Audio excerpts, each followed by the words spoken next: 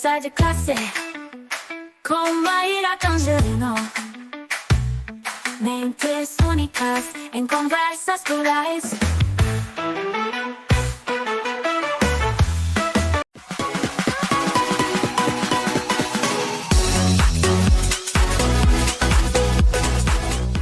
Olá, pessoal! Boas-vindas a mais um Conversa de Classe.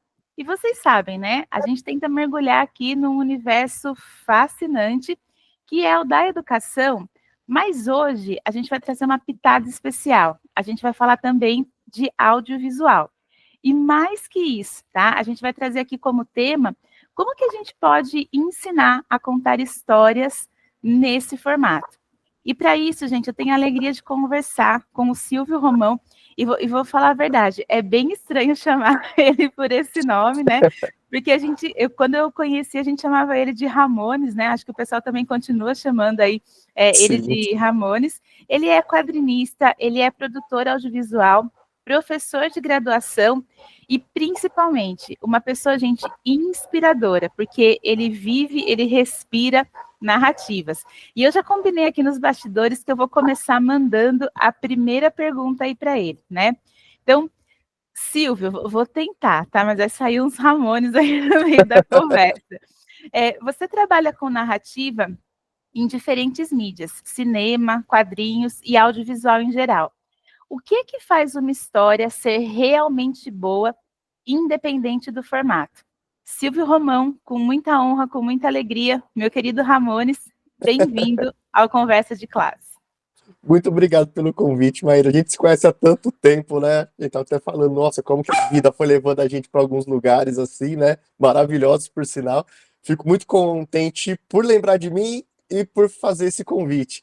Não tem problema me chamar de Ramones, tá? Eu até falo, né, quando eu me apresento para turma nova na sala, quando eu vou em alguma palestra, alguma coisa, eu sempre começo me apresentando falando isso. Silvio é um nome que quase ninguém me chama. Né? Quando eu vou fazer uma coisa mais burocrática e eu preciso usar o meu nome, aí é Silvio. As pessoas ou me chamam de Romão ou de Ramones, né? Porque foi de Romão que eu acabei virando Ramones, né? Então fique tranquila e me chamar pelo apelido ou me chamar de Romão, tá bom?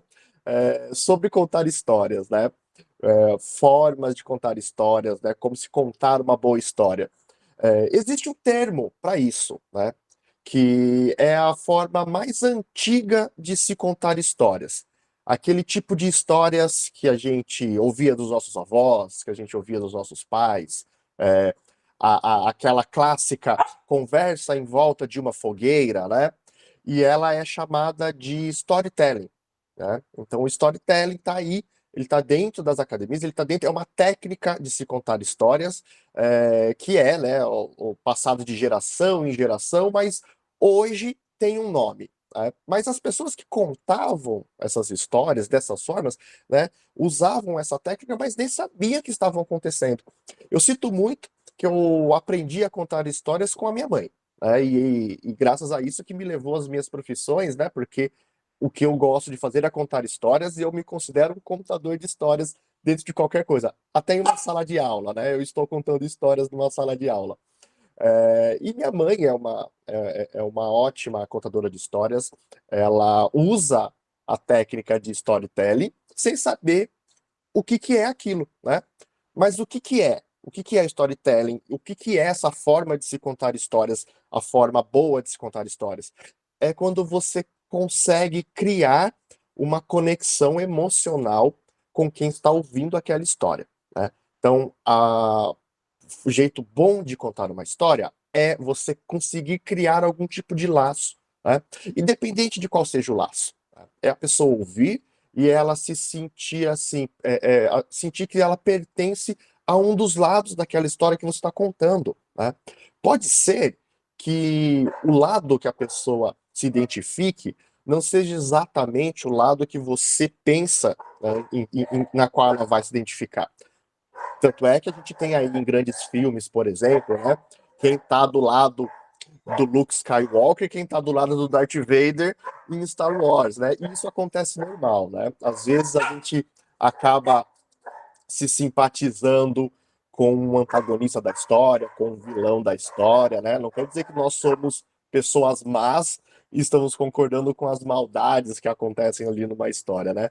Mas sim que a gente cria algum tipo de empatia, né? Ou ali pelo passado é, que o vilão sofreu, né? Então a gente acaba se identificando com alguma coisa, com algum trauma que ele teve que fez com que ele virasse vilão.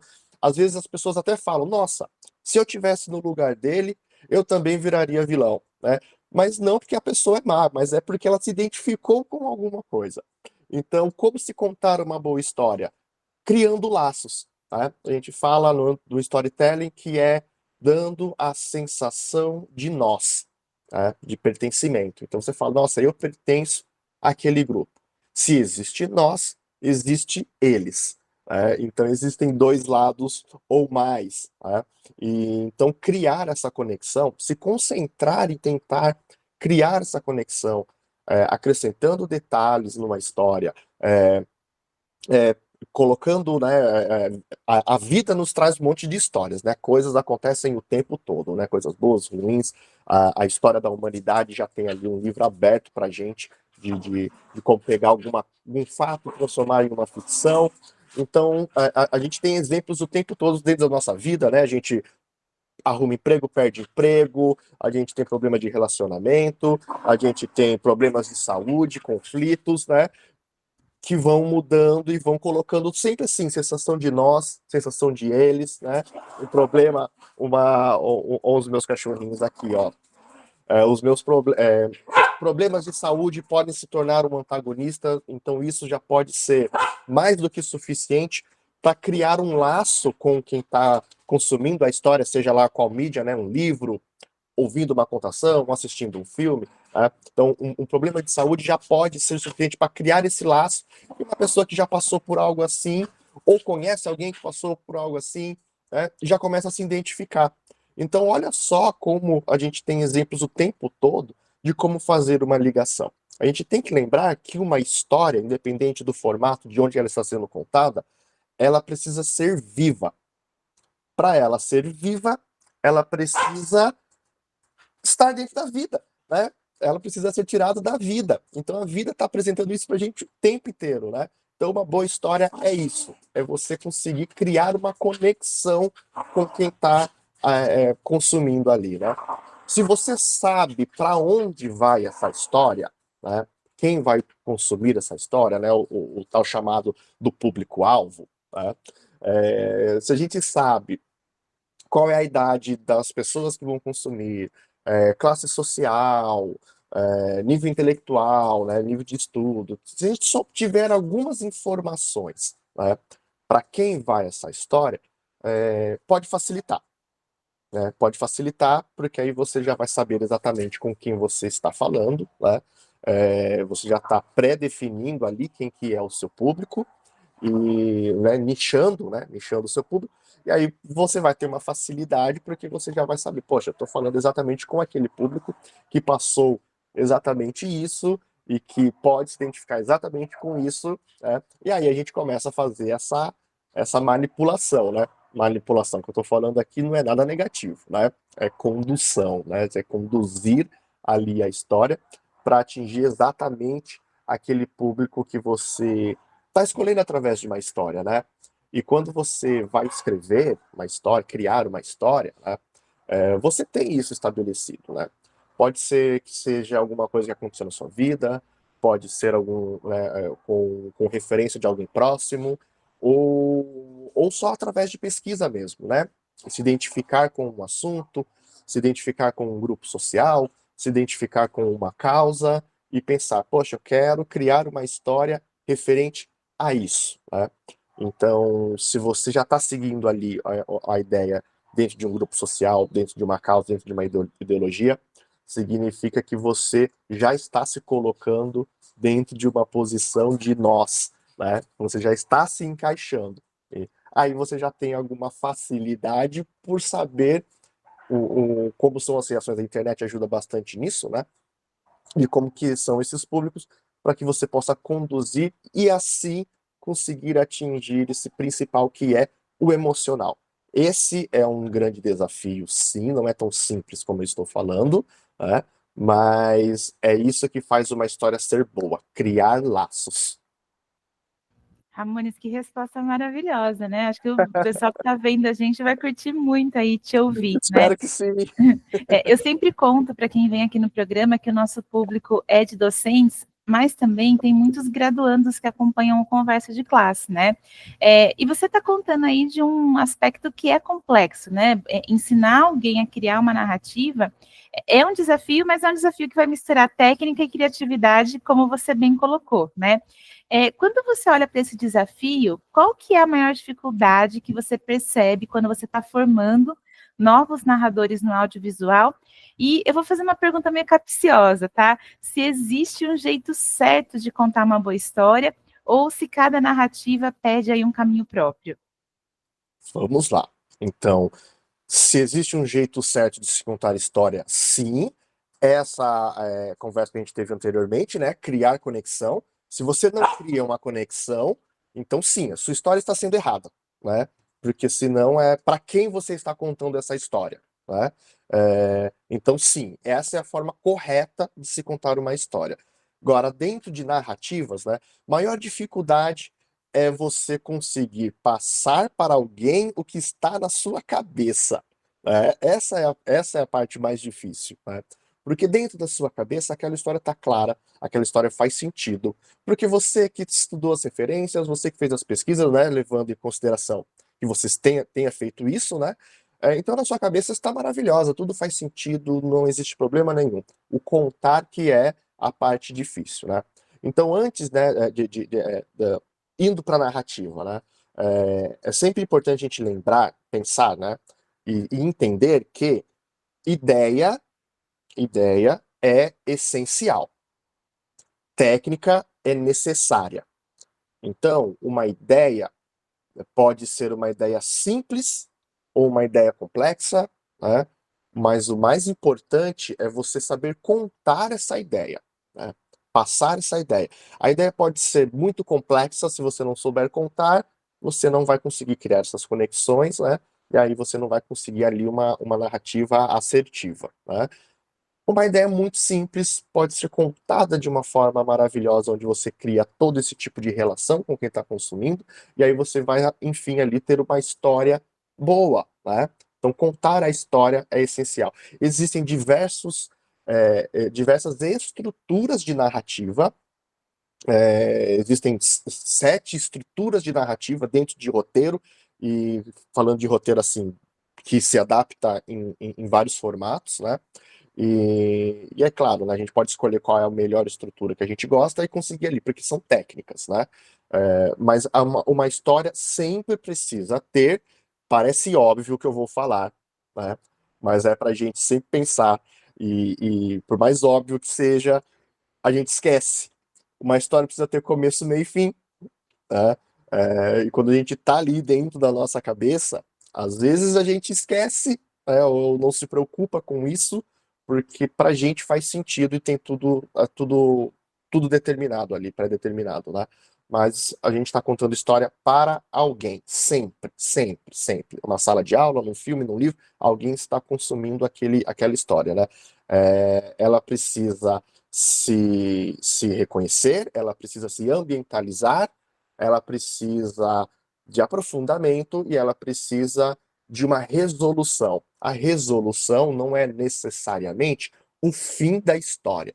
A história pode acabar em aberta, né? Mas ela precisa ter uma resolução do que foi contado até o momento, né?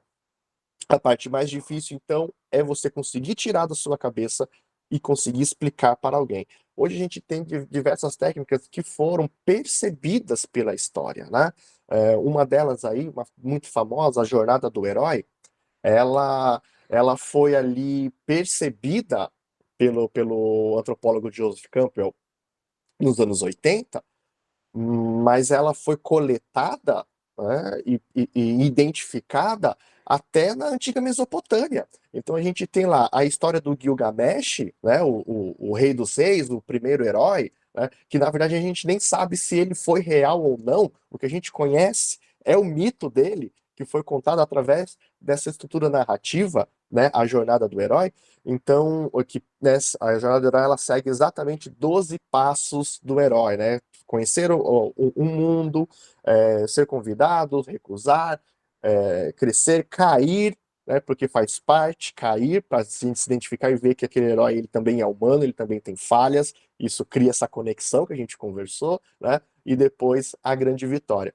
Então, essas estruturas, elas se repetem durante toda a nossa história, né, porque foram pontos percebidos, né, de grande interesse de público, né? Então, assim, hoje a gente sabe, pegando essa referência da jornada do herói, hoje a gente sabe que o público gosta muito de acompanhar o herói do zero, porque ele se coloca nesse lugar, né? Crianças vão fantasiar com isso e tentar, né, e criar brincadeiras e pensar, nossa, eu sou esse herói que estou aqui no meu mundinho e vou ser convidado para uma aventura e vou partir para a aventura. Aí, quando a gente pensa na vida adulta, e a gente passa por isso, não é? A gente é a criança, depois a gente precisa enfrentar aí estudo, mercado de trabalho, onde a gente tem altos e baixos o tempo todo, e a gente espera a nossa recompensa, e a gente espera um dia ali, né? O que muitos veem aí a aposentadoria, quando eu vou ficar tranquilo, vou ficar sossegado, talvez essa seja, né, uma das conquistas da jornada do herói da gente, né? Mas a gente vive isso, então são pontos que foram identificados, né? Uma outra coisa que a gente precisa, né, se você quer contar histórias, que a gente precisa ter em mente, é sempre essa observação do nosso redor, né?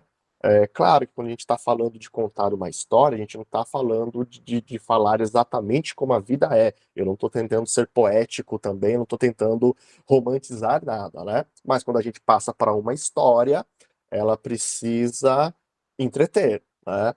Então a gente vai adaptar o que a vida nos proporciona o tempo todo dentro de uma estrutura, dentro de uma narrativa, onde a pessoa se interesse por aquilo. Então a gente nunca esquece aquela primeira resposta do storytelling, criar emoções, né, criar esses laços, e a história precisa ter sempre uma conclusão. Não é o fim de uma história, mas é uma conclusão do início em que você, né, daquele seu início, né, como você começou a contar aquela história, né? Resumindo, aí hoje a gente tem técnicas que nos ajudam a contar histórias, e a gente sempre tem que lembrar, estamos contando história para alguém. Se não, a gente vai escrever e colocar ali, né, dentro da nossa gaveta e pronto. Não faz sentido nenhum, né? Vamos contar para alguém? Então vamos preparar aquela pessoa para poder estar recebendo toda essa nossa história. Ah, Ramones, ó, uma aula, gente. A gente está tendo uma Que é isso? aulona aqui com ele, né? Eu estava pensando aqui enquanto você falava, é, a gente, claro, a história tem vários formatos, mas o audiovisual é um dos formatos de contar história e que tem um poder muito grande, né? De engajar e de ensinar. Eu queria saber como é que você enxerga essa linguagem em sala de aula, até porque por algum tempo o audiovisual foi muito usado na educação. Hoje em dia tem muita gente que acha que consumir vídeo, filme, série é só entretenimento, né? Mas qual que é o potencial educativo que você enxerga no audiovisual e como que você acha que ele pode transformar uma experiência de aprendizado? Nossa, eu acho que ele já faz isso. Ele sempre fez, sempre fez.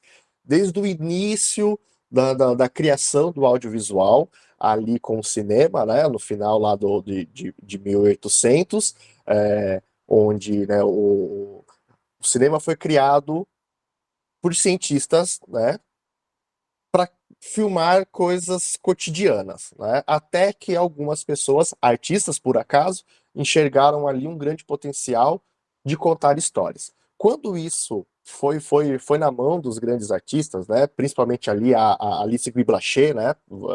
É bom a gente lembrar que a primeira pessoa que decidiu pegar o cinema para contar histórias foi uma mulher, né?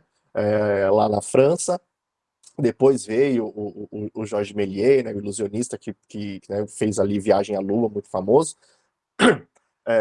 Mas desde o início, o audiovisual lá no cinema, ele já foi visto como uma ferramenta de educação. Desde o início, desde o início. E sempre que a tecnologia foi evoluindo, tudo foi se adaptando, né? Em 1912, né, a gente teve o primeiro documentário da Nuke, né, que contou a história, que conta a história ali dos esquimós, né? E a gente, né, a humanidade na época, né, conheceu o que eram os esquimós com isso, né? Então hoje, né, eu cresci, eu gosto muito de desenho animado, sempre tinha ali os esquimós nos desenhos, né? Então eu já cresci com uma ideia do que é, né, de quem eram os esquimós, mas ele foi apresentado através do cinema para o mundo, né? E hoje a gente, sim, está nesse mundo globalizado, a gente conhece o mundo inteiro por audiovisual, né? Nunca se consumiu tanto audiovisual como se consome hoje, né? E como ferramenta de educação. A gente teve aí a pandemia para mostrar isso, né? E chegamos em um determinado momento onde a gente não podia sair de casa, e como que ficou a educação, né? Eu tava quase concluindo a minha pós-graduação quando estourou a pandemia, né? Aí ficamos ali um mês parado, porque todo mundo acreditava que ia durar um mês, né? E eu acabei finalizando ela online. Então, foi o audiovisual salvando a educação. Ele salvou a educação no período da pandemia, né? Então, a gente teve que se adaptar, os professores tiveram que se adaptar de uma forma muito rápida, né? Sem tempo ali para aprender, né? E deram um show.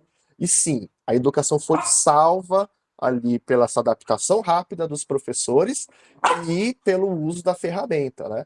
E como isso mudou também da pandemia até aqui, né?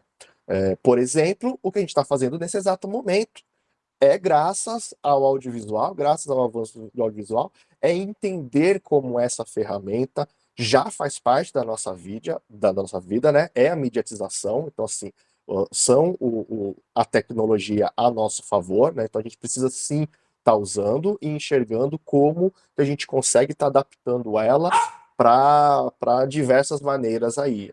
Agora, falando exatamente da educação, é usando ela como uma ferramenta. Então, olha só, eu estou falando com você agora, e depois muitas pessoas vão estar conseguindo consumir essa nossa conversa. Que coisa maravilhosa! Que incrível o uso dessa ferramenta. E eu estou conversando com você agora através de um celular, né?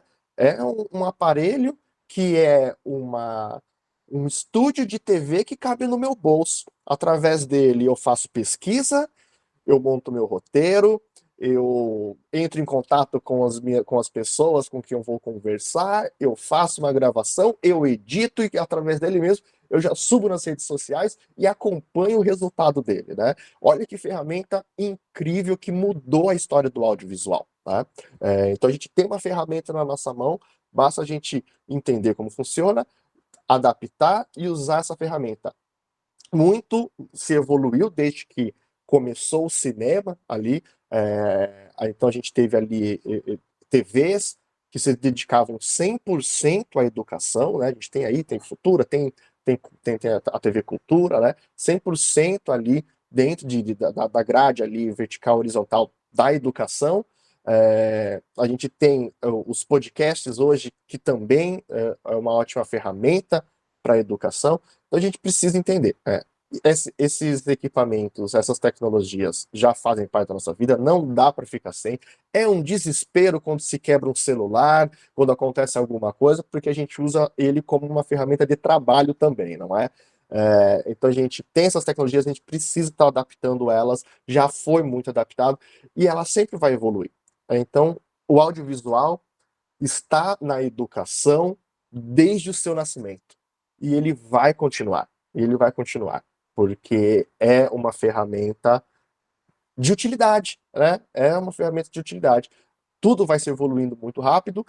Hoje nós estamos em 2025, quando a gente chegar ali em 2035, daqui a 10 anos, a gente já vai ter um outro avanço, né? Talvez uma tecnologia que a gente ainda não conhece no momento, um aplicativo que a gente não conhece no momento, uma rede social nova que a gente ainda não conhece, né? Porque tudo isso vai evoluindo muito rápido, né? E é entender é adaptar e é usar, porque assim é o audiovisual, ele é uma ferramenta, e aí é só a gente se adaptar para tudo que a gente precisar nele, né? Então, audiovisual é 100% assim, educação. É educação e é vida, né? Como você veio trazendo aí. E Ramones, queria até pegar um gancho, né, nessa última fala sua, né? A gente está vivendo um momento também que muita tecnologia está emergindo, né? Até a gente tem falado muito isso no meio da educação, que a inteligência artificial foi até um fato histórico aí que vai mudar o rumo da história mesmo, né? E também realidade aumentada, a interatividade também que está expandindo cada vez mais. Você acredita que o conceito de narrativa audiovisual também está mudando com essas transformações? E para quem ensina, como que a gente pode acompanhar essas transformações? Talvez como que você acompanha e como que você pode dar dicas para o pessoal também acompanhar? Já mudou. Já mudou, né? Porque hoje a gente tem um entendimento maior de inteligência artificial, mas ela está no nosso meio já há muito tempo, né? Já há muito tempo. Então, assim, a ideia do computador foi para fazer conta, né? Foi para substituir já o nosso cérebro em fazer uma conta mais rápida, né? Então, ele já começou desse jeito. Então, a inteligência artificial está no nosso meio já há muito tempo. Hoje que a gente tem um acesso maior, né, através aí ChatGPT, entre outros, né, Gemini, né, então a gente já está com acesso, né? É uma ferramenta, é uma ferramenta. Assim como o celular, assim como a câmera, ela é uma ferramenta, né? Eu sou muito a favor do uso da inteligência artificial, né? O grande problema que eu vejo com inteligência artificial é a ética, né? Eu acho que o uso da inteligência artificial é maravilhoso, a gente precisa entender e aproveitar e usar no nosso dia a dia, desde que, né, barrando ali na ética, né? Dentro de narrativa, dentro de roteiro, ele adianta muito, ele adianta muito. Eu trabalho escrevendo roteiro para TV, né, para rádio, né? Eu trabalho com isso. Então, roteiros que eu levava 3 horas, 4 horas para escrever, hoje eu escrevo em meia hora, 1 hora, né? Porque a inteligência artificial me ajuda a escrever isso, né? Claro, eu não posso pedir que ela faça tudo por mim. Não é esse o uso da inteligência artificial. Ela nunca vai substituir o nosso cérebro, que é uma máquina maravilhosa, né? A maior máquina que existe. Ele é muito complexo, né? Uma brincadeira, né? É o único órgão que deu nome para ele mesmo, né? É o nosso cérebro, né? Máquina de reconhecer padrões. Então, assim, nada vai substituir a mente humana, nada vai substituir a criatividade, nada vai substituir o que o ser humano pode fazer, né? Então, sabendo disso, não vamos usar com essa intenção. Então, a inteligência artificial nunca vai nos substituir, então não vamos deixar com que ela substitua.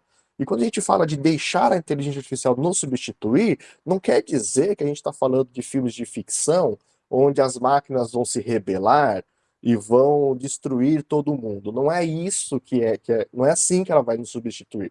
A inteligência artificial vai nos substituir quando nós deixarmos de pensar para fazer com que ela pense por nós. Tá? Então eu não vou pedir para ela falar, escreva um roteiro original, escreva uma história original.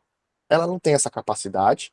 Ela vai inventar alguma coisa pegando informações de todos os lugares e me apresentando alguma coisa que talvez eu leia e fale, isso é original, pronto, copiei e colei. Meu Deus, não. Isso é deixar a inteligência artificial te substituir, né? A gente tá falando de história, mas isso dentro de qualquer outra coisa, né? Eu sou artista plástico também, eu desenho, eu pinto, e eu vejo muito isso. Teve uma grande discussão dentro ali desse mundo artístico, quando começou a gerar imagens por inteligência artificial, né? Ah, vamos ser substituídos, né? As pessoas já, né, não vão mais contratar ilustradores, designers, né? Perdemos os empregos. Não, não, foi um susto que eu tive também, né? Até entender como funcionava, até entender que não, gente, aquilo nunca vai substituir uma mente, é uma ferramenta que nós podemos usar ao nosso favor. Então, é entender a inteligência artificial, é saber que ela é uma ferramenta poderosíssima, né?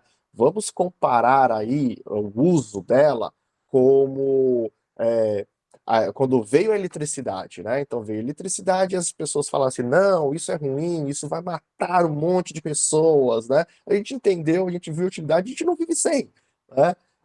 A internet é a mesma coisa. Quando a televisão chegou, o rádio ia acabar, não acabou. Quando a internet começou a ganhar força, a TV vai acabar, não, a TV ainda é poderosíssima, né? A inteligência artificial chegou na nossa mão, vai acabar com a criatividade? Não, nós vamos usar a nosso favor, entender as ferramentas, entender a utilidade e não deixar com que elas nos substituam, né? Porque isso não vai acontecer, a não ser que a gente deixe o mercado deixe, né? O mercado permita que isso aconteça, né?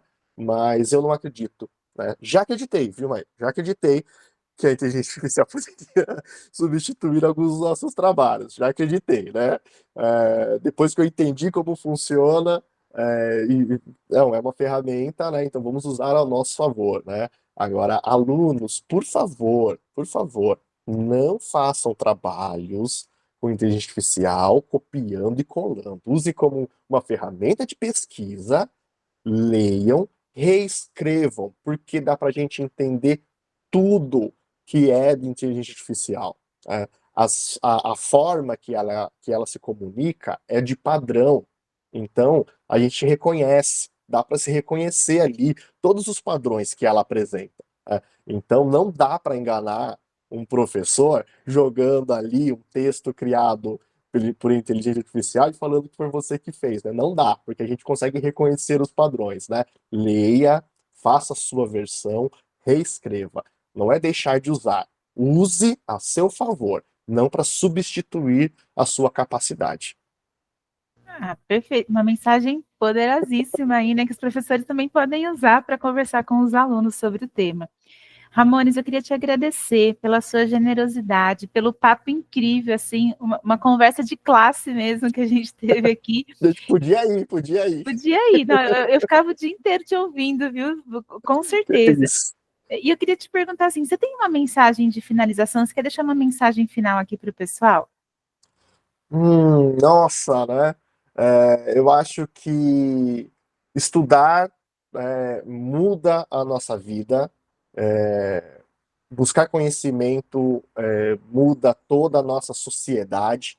É o que mudou, é o que melhorou. A gente aprender e entender como tudo funciona ao nosso redor, dentro de relacionamentos, de comunicação, né, dentro da nossa vida. Então, eu acho que é estar aberto ao que o mundo nos oferece, entender, se adaptar e constante evolução, né? Vamos sempre buscar conhecimentos, vamos sempre aprender, vamos sempre estudar, porque é isso que a gente consegue transformar nosso mundinho, o mundinho da pessoa do nosso lado, e aí, quem sabe, o mundo inteiro. Ah, perfeito, que lindo. Muito obrigada, viu, Ramones, Por mais uma nada. vez. E, pessoal, a gente se vê no próximo Conversa de Classe. Até mais.